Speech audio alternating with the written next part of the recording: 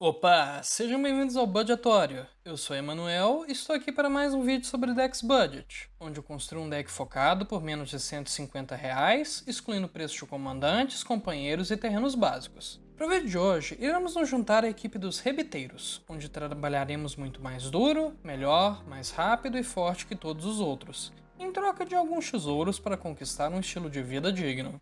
Ognis, Chicote do Dragão, é uma criatura lendária Viashino Guerreiro 3/3 com ímpeto, e que também possui a seguinte habilidade. Toda vez que uma criatura que você controla com ímpeto ataca, você cria uma ficha de tesouro virada. Essa habilidade peculiar se provará muito útil, pois, ao contrário do que pode parecer logo de cara, é relativamente simples atacar com múltiplas criaturas com ímpeto, e assim que o fizermos, ganhamos mana para gastar no próximo turno, o que permite que conjuremos com facilidade duas ou mais mágicas sempre. E para entender melhor como vai funcionar a obra que está por vir, vamos dividir esse vídeo em 3 partes. Na primeira parte, vamos juntar nossos irmãos e irmãs para nos preparar para o serviço.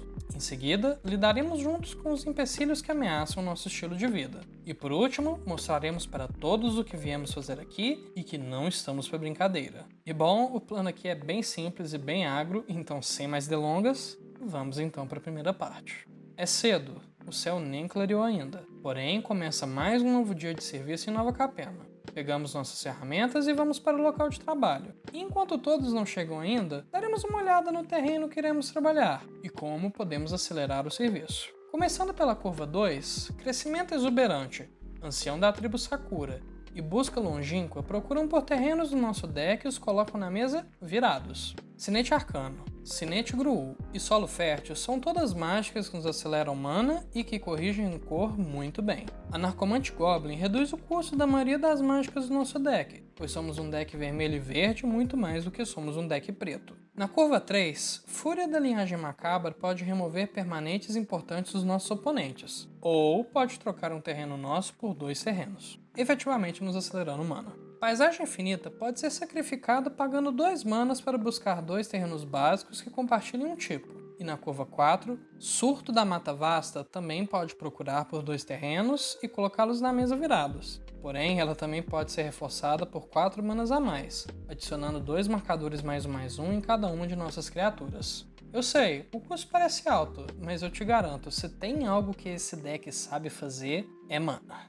E para finalizar, Hada, Gran Senhora da Guerra, é um elfo guerreiro com ímpeto que nos adiciona mana para cada criatura atacante, em qualquer combinação de verde ou vermelho, acelerando muito as nossas jogadas e melhorando nosso plano agressivo. Ok, agora que temos o terreno preparado, começam a chegar os materiais que pedimos para a obra, ou melhor, nossos recursos para progredir o jogo. Inflamar o futuro é o harmonizar vermelho, porém optamos por ele, em vez do próprio harmonizar, por conta do custo de recapitular, o qual podemos facilmente pagar por conta do mana a mais que geramos. Mestre Cuca das Docas e Tratante Inclemente tem entre muitas aspas a mesma função aqui, que é trocar 3 manas por uma compra de cartas, seja sacrificando 3 tesouros, ou 2 manas e um tesouro. Verdades Dolorosas é a principal carta para comprar 3 cartas por 3 manas sem depender de nada na mesa, e a perda de vida também é quase sempre relevante.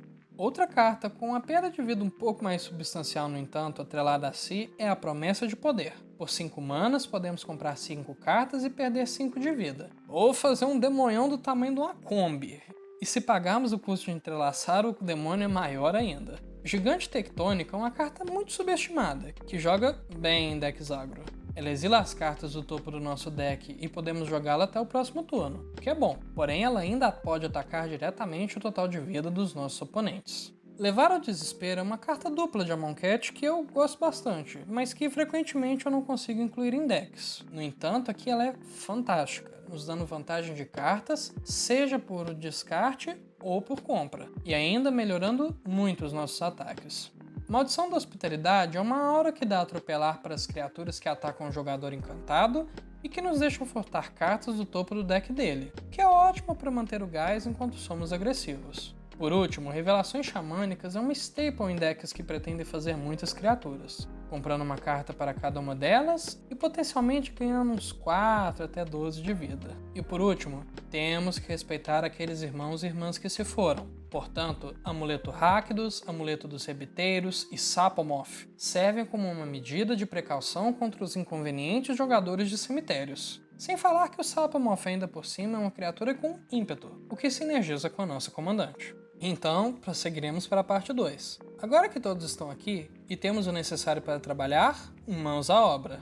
E quando a Ognis está envolvida no serviço, precisamos ser velozes. Portanto, apresentarei aqui potencialmente uma das partes mais importantes do deck: as cartas que concedem ímpeto para as nossas criaturas. Cartas como Garna, Tributa Sanguínea, Ritmo dos Selvagens; Samute, Esmagadora de Tiranos, Forte dos Escombros Tuk-Tuk; Ciclope Arrebatado, Fogos de Avimaia e Gorogoro, Discípulo de Ryusei, tem uma coisa em comum: cada uma delas concede de alguma forma ímpeto para as nossas criaturas. O que elas não têm em comum são diversos pontos positivos onde cada uma vai brilhar mais. Eu não vou passar um por uma, mas são vantagens que são muito bem-vindas para o deck. Bizarrice de Ulvenwald é uma criatura 4/4 com atropelar e ímpeto, o que já é sólido. Porém, podemos usar todo o nosso mana que conseguimos para transformá-la no Behemoth de Ulvenwald, que possui o dobro do tamanho e também dá ímpeto para as nossas criaturas, além de atropelar e mais um. Alana e Alena, parceiras, concedem ímpeto para uma criatura por turno, e marcadores, o que às vezes é tudo que precisamos, e ao mesmo tempo elas não são uma carta morta caso já controlemos outros efeitos que garantem ímpeto para as nossas criaturas. Por último, Flame King Village é um terreno que geralmente entra virado nesse deck, mas que pode ser usado para dar ímpeto para uma criatura, além de gerar mana normalmente quando não precisamos usar essa habilidade. Claro, em Nova Capena, o fato de você estar trabalhando não significa que alguém não vai tentar te passar para trás. Portanto, para defender o que é nosso, usaremos algumas remoções que fazem o serviço bem feito. Apesar de já termos mencionado antes o Amuleto Rakdos, Abrasão e Retorno à Natureza também são ótimos para destruir artefatos. Fera Interior é uma staple do Commander, destruindo qualquer tipo de permanente e deixando no lugar uma ficha que é geralmente irrelevante. Amuleto Golgari pode destruir um encantamento, ou pode salvar as nossas criaturas de uma limpeza de mesa que não impede regeneração, ou ainda pode servir para matar um exército de Saprófitas, por exemplo. Por último, soltar o inferno dá 7 de dano na criatura alvo, e qualquer dano sobressalente serve para destruir um artefato ou encantamento com o mesmo valor de mana, ou com um valor de mana menor, o que torna essa remoção muito versátil e desejada. E para finalizar a parte 2, vamos olhar as nossas opções para causar uma grande destruição em tudo que estiver no nosso caminho. Orcus, Príncipe da Morte, é uma criatura que ataca muito bem, e que pode dar -X para as outras criaturas no campo de batalha. Ele também pode ser usado como uma opção de reanimação, trazendo de volta as nossas criaturas que morreram. No Rastro de Garruk é uma carta que eu estava há muito tempo procurando um deck para colocar, e eu acho que esse é o lugar. Destruir todas as criaturas e planinautas dos nossos oponentes é um efeito que é obviamente muito forte. Porém, o custo de 9 manas é frequentemente proibitivo. Só que aqui, com a habilidade da nossa comandante de gerar fichas de tesouro, você vai conjurar isso muito mais rápido do que você imagina, podendo bater nos oponentes sem nenhum bloqueador no caminho. Fúria dos Clãs também é uma opção muito pouco utilizada, mas aqui ela é simplesmente genial. Limpamos em velocidades instantâneas artefatos e encantamentos de todos os jogadores, substituindo-os por criaturas Centauro 3/3. O negócio, como alguns de vocês já devem ter imaginado, é que costumamos ter muito mais artefatos que os nossos oponentes, criando assim uma presença de mesa ruminosa. E se você está gostando do vídeo até aqui, peço que deixe um gostei para gerar mais engajamento, que se inscrevam caso não sejam inscritos e não se esqueçam de ativar o sininho para receber a notificação sempre que sair um novo vídeo. E agora, para finalizar, vamos para a terceira parte. Terminamos sim o dia de serviço na construção, mas isso não quer dizer que o trabalho acabou. Zeatora, a líder dos rebiteiros, chamou a todos para um serviço urgente. Nova Capena está sob ataque e precisamos defender o que é nosso por direito. Primeiro, usaremos um subtema do nosso deck, o subtema de criação de fichas de criatura, para formar um exército de trabalhadores que não serão sobrepujados por ninguém. Começamos então com Maestria Elemental, que é uma carta altamente sinérgica nesse deck. Ela é uma aura que permite que viremos a criatura encantada para criar X fichas com ímpeto, que podem facilmente ser trocadas por um monte de tesouros. Já o pacote de estímulos faz o contrário, permitindo que troquemos vários tesouros por fichas de criaturas, além de por si só criar 2 tesouros quando entra no campo de batalha. Caso tenhamos essas 2 cartas na mesa, teremos um exército muito antes do que os nossos oponentes imaginavam. Chandra, Invocadora do Fogo, cria 2 elementais 3/1 com ímpeto que são sacrificados no fim do turno, o que por si só já é ótimo pra gente. Porém, ela ainda pode rodar a nossa mão e servir como uma limpeza de mesa. Arasta, da Teia Infinita, E Aprendiz Leal são duas cartas que podem gerar mais de uma ficha. As Aranhas da Araça sempre são criadas quando os nossos oponentes conjuram mágicas instantâneas ou feitiços. E a Aprendiz faz uma ficha a cada combate nosso caso controlemos a nossa comandante. E por mais que isso possa parecer pouco, o fato das fichas de Tóptero serem invasivas e terem ímpeto até o fim do turno é mais do que útil aqui. Hida Criadeira e Elemental do Covil de Espinhos são criaturas que nos criam tantas fichas quanto tivermos mana para gastar, porém, os fazem apenas uma vez. E num deck que produz tanto mana, eu não preciso nem dizer, né? Elas são, por si só, condições de vitória. Dragonlair Spider é uma criatura na mesma pegada da Arasta, porém ainda mais eficiente construir no campo de batalha depois que entra, pois ela desencadeia para cada mágica que o oponente conjura. E por último, Vontade de Kamal é uma técnica secreta desse deck, pois transforma todos os nossos terrenos em criaturas com vigilância, indestrutível e ímpeto. Certamente uma jogada que pode ser perigosa, mas compensamos isso com a segunda parte da carta, que podemos ativar junto com a primeira, caso tenhamos o nosso comandante em jogo. E o que essa parte faz é basicamente uma remoção baseada em dano super segura para o nosso time. Falando em técnica secreta, essa aqui pode não ser a mais secreta de todas, mas Wulfgar, do Vento Gélido, e Shorn são as cartas que botam a nossa produção de tesouros bem acima da média, pois são ambas cartas que vão basicamente adicionar mais tesouros à habilidade da Ognis, seja desencadeando a habilidade mais uma vez com o Wulfgar, ou literalmente dobrando as nossas fichas com o pequeno elemental vermelho. E para adicionar insulta e injúria, temos cartas que transformam o bônus dos tesouros em ônus para os nossos oponentes. Mestre das Marionetes, Flame Tecelão Temerário, Lâmina Noturna de Nadir e Discípulo da Câmara são 4 cartas que armam os nossos tesouros, atirando dano ou perda de vida nos nossos oponentes sempre que resolvemos sacrificar algum deles para gerar mana. E agora, para finalizar a demolição, vamos crescer o nosso time e ultrapassar os nossos oponentes. Castelo de Brazaret entra desvirado no campo de batalha caso controlemos uma montanha, e concede mais 1/0 para o nosso time até o fim do turno. Ginete do Inferno aumenta o nosso dano, causando dano diretamente ao total de vida dos nossos oponentes, e ainda possui ímpeto por si só. Cânticos de Guerra Gruul e Belicista da Fronteira ambas concedem ameaçar para o nosso time, tornando a importante tarefa de atacar muito mais fácil. Kallen, Pintora Reclusa, é uma criatura que cria um tesouro quando entra no campo de batalha, e que também pode aumentar muito as nossas criaturas, pois elas ganham um marcador para cada mana de tesouro usado para conjurá-las. Retorno do Fala Brava é uma carta interessante aqui, porque por mais que tenhamos sim 10 humanos no deck, nossa comandante e as fichas ainda aproveitam muito bem do bônus de +3/+3 em velocidade instantânea, por isso eu incluí aqui, sem falar que ela compra cartas muito bem.